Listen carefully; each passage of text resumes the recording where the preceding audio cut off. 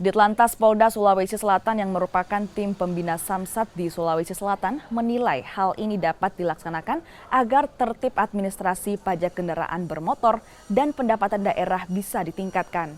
Sesuai dengan pasal 74 Undang-Undang Nomor 22 Tahun 2019 tentang lalu lintas dan angkutan jalan. Kendaraan yang data registrasinya dihapuskan tersebut tidak akan bisa didaftarkan kembali atau kendaraan mobil atau motor akan berstatus tanpa pemilik secara permanen. Agar kebijakan berjalan efektif, pemerintah sedang membuat kelompok kerja yang terdiri dari Ditlantas, Jasara Harja, serta Dispenda.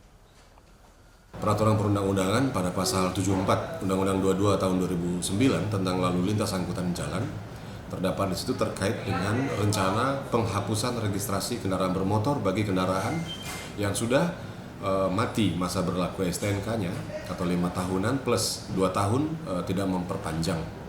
Jadi untuk teknisnya nanti kami akan menyesuaikan dari kebijakan maupun aturan dari pusat dalam hal ini Korlantas dan akan ditindaklanjuti di tingkat provinsi di Sulawesi Selatan.